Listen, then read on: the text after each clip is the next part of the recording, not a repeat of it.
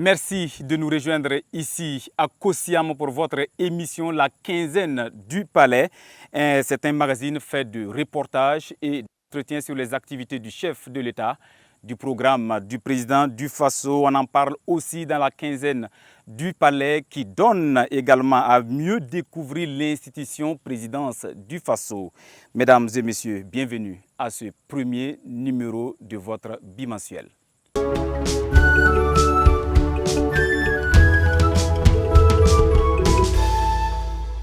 À la une, nous allons revisiter l'agenda du président du Faso Roch Marc Christian Kaboré, une rétrospective qui nous conduit dans le nouveau centre de radiothérapie à Bogodogo.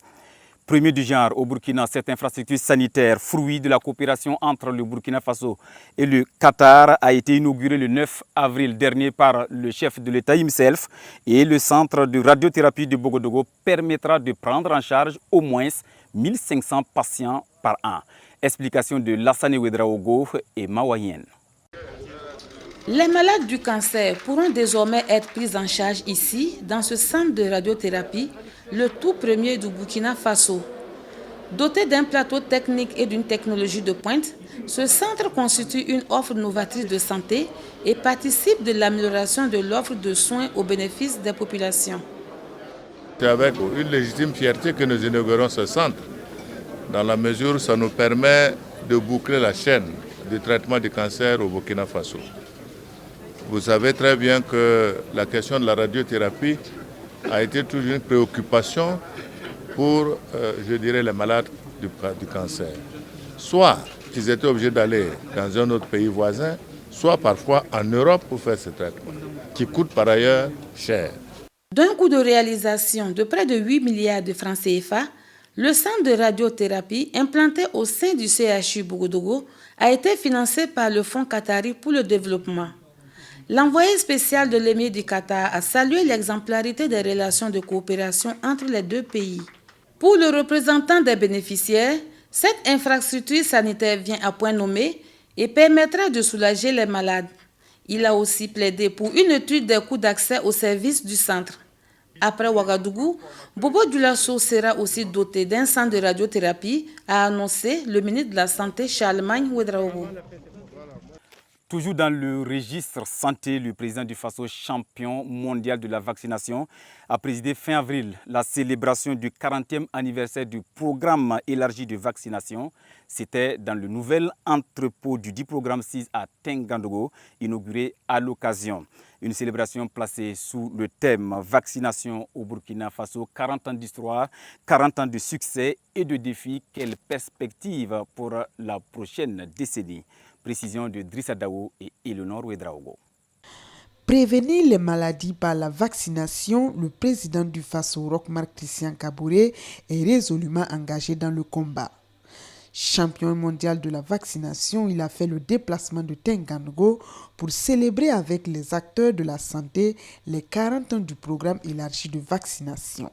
En 40 ans, nous avons pu anticiper, soigner, faire disparaître des maladies qui avant tuaient beaucoup d'enfants dans notre pays. Et si aujourd'hui, le Burkina Faso, où le président est champion en matière de vaccination, ce n'est pas de son fait, c'est du fait du travail qui a été fait par le gouvernement, par le ministère de la Santé, par les agents de la santé à tous les niveaux, pour faire en sorte que le vaccin soit accessible et soit équitablement reçu sur l'ensemble de notre territoire. Pour la représentante de l'UNICEF, il est impératif de conserver les acquis en poursuivant les campagnes de vaccination, même dans les zones inaccessibles. 13 personnalités engagées dans les programmes de vaccination sont désignées champions régionaux pour assurer le leadership de la promotion de la vaccination dans leur région. Le ministère en charge de la santé reconnaît aussi les mérites d'agents de santé et d'organisations partenaires. Ils ont été faits officiers et chevaliers de l'ordre du mérite de la santé de l'action sociale avec Agraf Santé. La célébration de cet anniversaire a également été marquée par l'inauguration du nouvel entrepôt du programme élargi de vaccination. Cap à présent sur la région du centre-sud, sur l'axe Manga-Zabré. Longtemps attendu par les populations, le bâtiment de cette route est aujourd'hui une réalité. L'ouverture officielle de cette route longue de 79 km a été faite le 24 avril dernier à Gombousgou par le président du Faso. Une concrétisation de l'engagement du gouvernement. L'inauguration du joyau avec Moumouni Yamiogo et Mawayen. Du bitume entre Manga et Zabré, c'est la matérialisation d'un rêve longtemps caressé par les populations du centre-sud et du centre-est. C'est aussi la concrétisation d'un engagement du chef de l'État à développer les infrastructures routières pour désenclaver les régions et impulser le développement. En inaugurant cette route, Roch Marc Christian Kaboré a réitéré son engagement et celui du gouvernement burkinabé a conduit à terme tous les projets de construction de routes en cours dans notre pays. Les engagements que nous prenons dans le cadre de ces constructions de routes sont des engagements que nous allons tenir. C'est vrai, le fait que des routes ne soient pas démarrées cause beaucoup de préoccupations pour nos populations, nous en sommes conscients. La route Manga-Zabré a coûté plus de 28 milliards de francs CFA, financée par la Banque mondiale. Sa construction s'inscrit dans la mise en œuvre du projet de transport et de développement des infrastructures urbaines, un projet émanant de la volonté du chef de l'État. Lorsque le 9 novembre 2017, vous avez promis, après la cérémonie de lancement, que cette route sera achevée et qu'elle sera prolongée jusqu'à la frontière du Ghana, eh bien, beaucoup étaient sceptiques. Aujourd'hui, c'est bien une réalité. En attendant le prolongement jusqu'à la frontière ghanéenne, les populations se réjouissent déjà des 79 km de bitume réalisés entre Manga et Zabré. On s'invite à Manga. C'est là que le président du Faso a donné rendez-vous au monde paysan pour des échanges directs sur leurs préoccupations. La 22e édition de la Journée nationale du paysan s'est penchée sur l'impact socio-économique des crises sécuritaires et sanitaires sur les secteurs productifs du monde rural. Quelle stratégie de résilience? Le point des échanges avec Lassane Ouedraogo et Mawayen de retour de la cité de l'Épervier. Le face-à-face entre Roch Marc Christian Kaboré et les acteurs du monde rural a d'abord porté sur l'état de mise en œuvre des recommandations de la dernière édition de la Journée nationale du paysan. Les représentants des organisations professionnelles de producteurs et les délégués des 13 régions ont ensuite exposé au chef de l'État leurs préoccupations. Des préoccupations qui ont trait, entre autres, à la sécurisation du foncier rural, à l'accès aux intrants et matériels agricoles et au financement du secteur agricole. Vos préoccupations telles que vous l'avez exprimées sont également nos préoccupations. Nous avons un problème de phasage dans la réalisation. Parce que contrairement à ce qu'on peut penser, il n'y a pas une caisse de l'État sur laquelle on peut enlever tout de suite 50, 20, 60, 100 milliards pour régler des problèmes. Nous avons, sur des nécessités, des demandes de financement que nous faisons, que nous allons rembourser évidemment, mais qui nous permettent tout de suite d'avoir les moyens pour réaliser, quitte à ce que l'État paie par la suite sur 20, 30 ans. Et c'est ce que nous faisons. Les producteurs ont exprimé leur reconnaissance au président du Faso pour les efforts du gouvernement à l'endroit du monde rural. Au cours de cette 22e édition de la Journée nationale du paysan à Manga, 87 acteurs du monde rural ont été distingués pour leurs efforts dans la promotion des activités agro-silvo-pastorales et halieutiques. Vous le savez, le président tchadien, le maréchal Idriss Déby Itno, est décédé en avril dernier.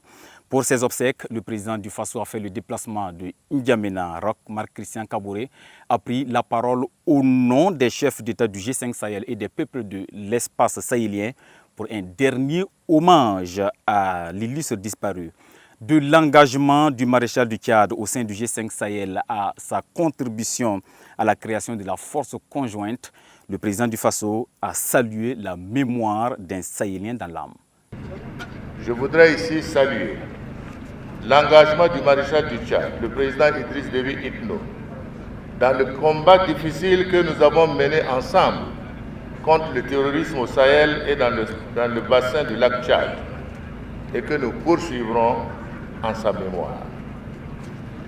En engageant les troupes tchadiennes aux côtés de nos forces armées sur le théâtre des opérations, il a toujours su faire preuve d'une solidarité sans faille à l'égard de nos pays et de notre région.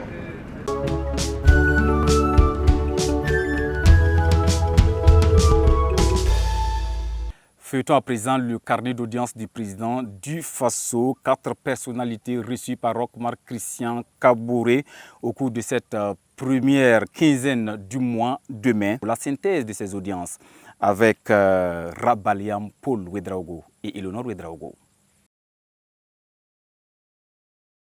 Le ministre d'État, ministre de la Défense de la Côte d'Ivoire, Téné Birahima Ouattara, était porteur d'un message du président Alassane Ouattara à son homologue burkinabé Roch-Marc Christian Kaboré. Au cours de cette audience, les échanges ont porté sur des questions de coopération entre la Côte d'Ivoire et le Burkina Faso. Pour le ministre d'État ivoirien, les deux pays ont une communauté de destin et doivent travailler à ce que leur population vive en paix et en sécurité. Leur ambition commune est la mutualisation des moyens dans la lutte contre le terrorisme. Avant de rencontrer le chef de l'État, Téné Birahima Ouattara a eu une séance de travail avec son homologue burkinabé, Chérif Sy. L'ambassadeur du Royaume d'Arabie Saoudite au Burkina Faso, Dr Walid Alamoudi, en fin de mission, lui est venu remercier le président du Faso pour l'excellence des relations entre l'Arabie Saoudite et le Burkina Faso. Après 4 ans passés au Burkina, le diplomate saoudien estime que l'axe Riyad-Ouagadougou s'est renforcé avec 4 visites du président Kaboré en Arabie Saoudite. Président de la conférence des chefs d'État et de gouvernement de l'UOMOA, l'Union économique et monétaire ouest-africaine, Roch-Marc Christian Kaboré a reçu en audience le président de la BOAD, la Banque ouest-africaine de développement, Serge Ekoué. Le président de la BOAD a souhaité que le chef de l'État soit le porte-parole de l'institution bancaire qu'il dirige et sollicité son accompagnement dans l'exécution du plan stratégique de la banque sous-régionale. Il a aussi évoqué des questions de développement avec le président du Faso.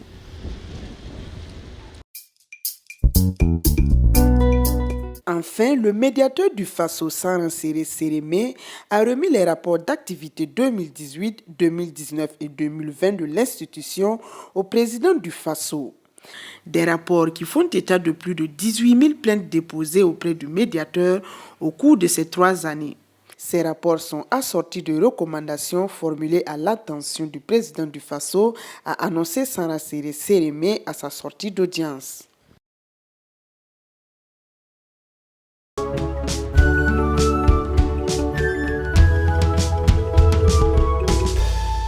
L'hebdomadaire Conseil des ministres est une tradition pour les membres du gouvernement qui se retrouvent chaque mercredi ici au palais de Kosiam. Au nombre des dossiers du Conseil, il y a la question de la réconciliation nationale. Le rapport introduit par le ministre d'État Zéphirin Diabré, ministre auprès du président du Faso chargé de la réconciliation et de la cohésion sociale, a été adopté par l'exécutif, ce qui ouvre la voie à la tenue du forum de réconciliation nationale. Quel contenu pour le processus de réconciliation dont il est en question? Premièrement, il m'est demandé de concevoir et d'élaborer une stratégie nationale de réconciliation avec l'implication donc de tous les acteurs. Deuxièmement, il m'est demandé de concevoir et d'élaborer une stratégie nationale de cohésion sociale avec ses plans d'action, avec bien entendu tous les acteurs impliqués. Troisièmement, dans la même lignée, il est demandé la conception, l'élaboration et le suivi d'une stratégie nationale de lutte contre la radicalisation et l'extrémisme violent, avec bien entendu aussi ces plans d'action qui seront donc mis sur le terrain. Et puis quatrièmement, il est demandé de faire en sorte que l'expression de la pluralité de nos opinions soit prise en compte dans les référentiels de développement, en référence aux valeurs communes là, qui nous unissent. Si on devait utiliser un terme beaucoup plus ramassé, on pourrait dire que c'est l'élaboration d'un pacte de vivre ensemble. En plus donc de ces documents de stratégie, il est demandé que soit organisé et bien entendu réussi un forum national de réconciliation qui va rassembler l'ensemble des composantes de notre pays et faire en sorte que l'on puisse se parler, se comprendre, se pardonner et repartir d'un bon pied et d'un nouveau pied. Dans ces besoins de réconciliation, on trouve à peu près 6 ou 7 grandes catégories. Il y a ce qu'on appelle les besoins de réconciliation sociopolitique, c'est-à-dire tous les besoins de réconciliation qui sont nés des problèmes politiques que nous avons vécus. Il y a un deuxième groupe de besoins de réconciliation qui sont ce qu'on appelle la réconciliation socio-communautaire, c'est-à-dire l'ensemble des problèmes que nous vivons à la base dans nos communautés et nos villages, qui concernent à la fois les problèmes de chefferie, les problèmes d'accès à la terre, donc foncier, les problèmes de conflits entre les ethnies, conflits entre les religions, conflits entre toutes sortes de communautés qui se trouvent à la base. Puis il y a un troisième grand groupe de problèmes de réconciliation, de besoins de réconciliation qui ont été créés par la situation du terrorisme que nous vivons. Le quatrième, c'est ce qu'on appelle ou ce qu'on peut appeler la réconciliation économique et financière. Quand on parle de crimes, on parle souvent de crimes de sang, mais aussi de crimes économiques. Crimes économiques notamment faits par l'État contre des individus. Le cinquième grand groupe de problèmes de réconciliation, on peut l'appeler la réconciliation administrative. L'État a été amené à prendre des décisions administratives qui ont brisé les carrières des uns, qui ont été des injustices pour les autres. Et puis il y a un dernier groupe de problèmes qui sont essentiellement des frustrations de notre vécu ensemble et qui sont un peu pêle-mêle, qui sont les fâcheries du citoyen contre son État, les problèmes que l'on a dans la communication entre nos ethnies, entre nos religieux, entre certains ressentiments sur le partage du gâteau national. Les Burkinabés disent, autant on est prêt à pardonner, autant il y a un certain nombre de principes sur lesquels on ne tranchera pas. Premier principe, la vérité. Les gens veulent savoir ce qui s'est passé. Deuxièmement, j'ai senti un fort, très fort attachement à la question de justice. Un pays ne peut pas passer tous les 5 ans, tous les 10 ans à se réconcilier. Donc nous avons bon espoir que cette fois-ci, on ira au fond des questions. Vous voyez, c'est important. Mais si vous éludez les questions, si vous faites des faux débats ou des faux fuyants, les questions demeurent. Or, il y a des questions sérieuses, notre vécu ensemble là, qu'il faut qu'on mette sur la table. Propos du ministre d'État Zéphirin Diabré, recueilli par Bourema Lankwande, Drissa Dawo et Jérémy Siekloubali.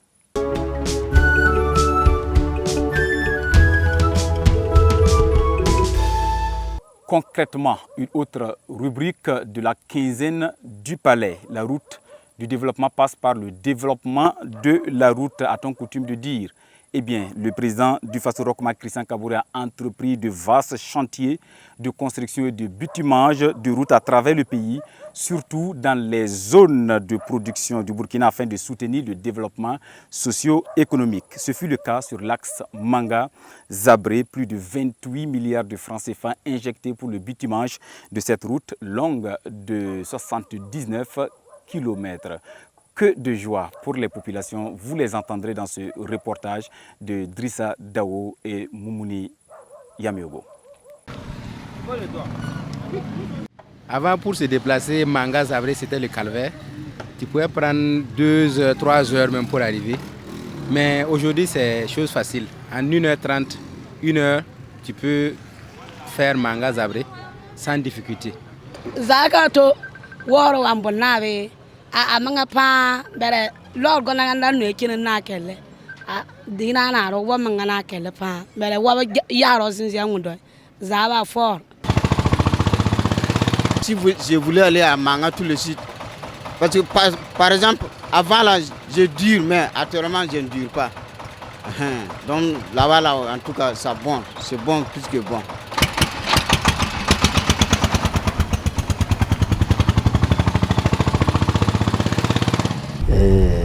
L'état de la voie, en tout cas avant et actuellement, on voit un grand changement et on remercie toute l'équipe qui a participé à la réalisation de cette infrastructure, en particulier le président du Faso.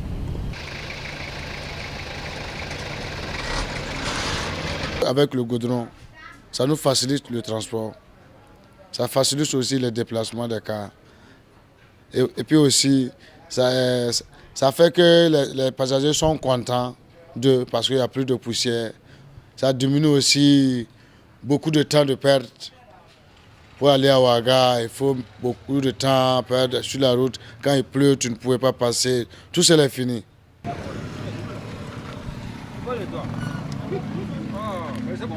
Ici, pour Manga, à 17 km là, nous pouvons faire 1 heure de temps avec une voiture. Si c'est une moto, on peut faire 35 minutes. Donc c'était un peu compliqué. Mais actuellement, dans 15 minutes, nous sommes à Manga. Et même la ville, là, si on rentre seulement, on sait que si tu n'es pas descendu, tu ne sais pas même que c'est pas Ouaga. Puisque la route, c'est comme la route de Ouaga. Donc en tout cas, je crois que nous sommes tellement contents. Bon, nous allons remercier le gouvernement d'avoir réalisé cette infrastructure. Beaucoup l'ont pas cru et quand son Excellence faisait le lancement de cette voie en novembre 2017 à Zabré, mais aujourd'hui c'est une réalité.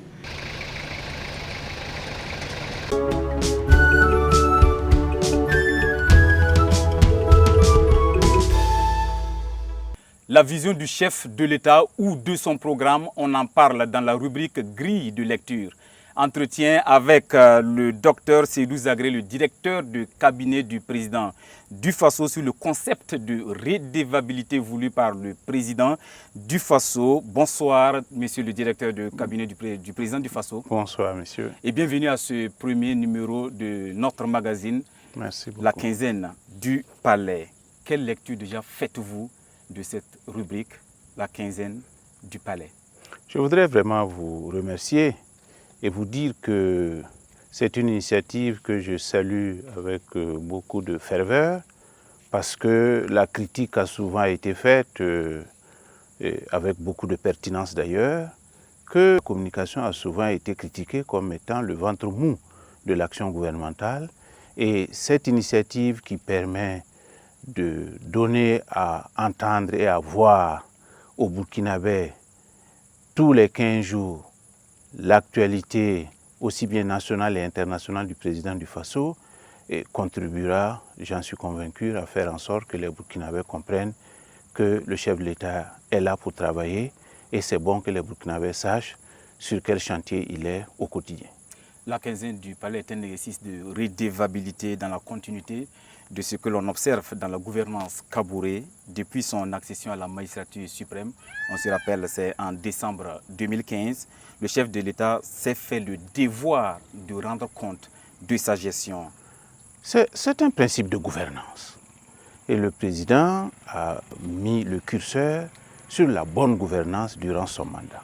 Bien entendu, les réformes, il faut savoir les préparer. Et aujourd'hui, le président a fait de la redevabilité une question essentielle pour lui-même, mais également pour l'ensemble des hommes et des femmes qu'il a appelés au gouvernement, convaincus que l'exemple doit venir d'en haut. Et donc, pour la première fois au Burkina Faso, il a amené les ministres à signer des contrats de performance pour rendre compte annuellement des résultats qui doivent être attendus dans le cadre de l'exécution des missions qui sont confiées à chaque département ministériel. Monsieur le directeur, la gestion comptable et financière de la présidence du Faso est désormais soumise à l'ASE-LC, l'autorité de lutte contre la corruption. Et la première institution est concernée. Est-ce que ce n'est pas très osé? Le président du Faso joue franchement la carte de la transparence. Et je pense que ceux qui ont été les plus heureux de pouvoir venir ici et d'avoir accès à tout ce dont ils ont besoin pour se rendre compte de l'utilisation des deniers publics, c'est avant tout les contrôleurs généraux d'État et qui savent très bien que ce qui se fait ici, ce qu'on leur permet de faire ici, n'est pas courant et tout autour de nous au Burkina Faso ici. Et donc, je pense qu'une fois de plus, c'est un bel exemple qui vient d'en haut. Ça doit pouvoir descendre jusqu'au niveau le plus proche des populations pour que toute personne qui a une parcelle d'autorité, toute personne qui a à gérer des deniers de l'État puisse le faire de manière transparente et que tout le monde sache qu'est-ce qui s'est passé, où est-ce que les sous de l'État ont été utilisés. Merci, Dr Seydou Zagré. Je rappelle que vous êtes le directeur de cabinet du président du FASO. Avec vous, il a été question de redevabilité. Merci beaucoup.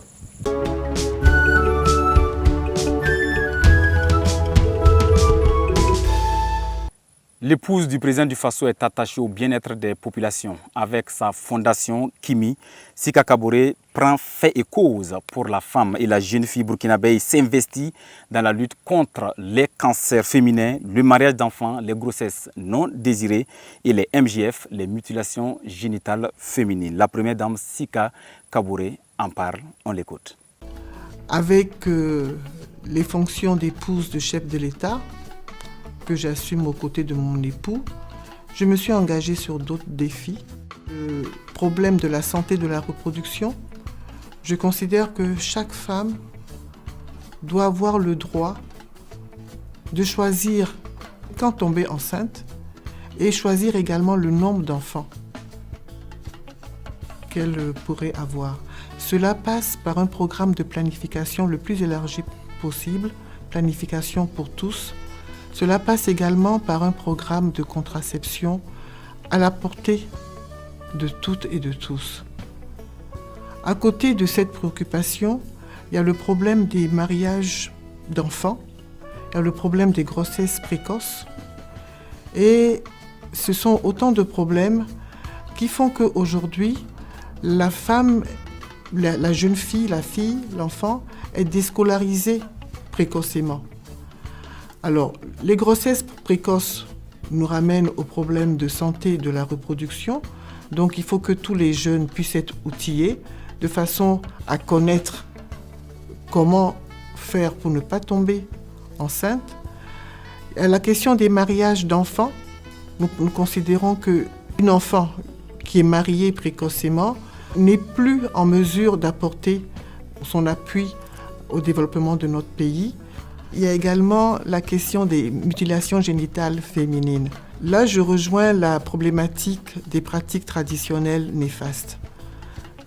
Le mariage d'enfants en est une, mais l'excision en est une autre, qui est très grave également et qui a des répercussions sur la santé sexuelle de la jeune fille.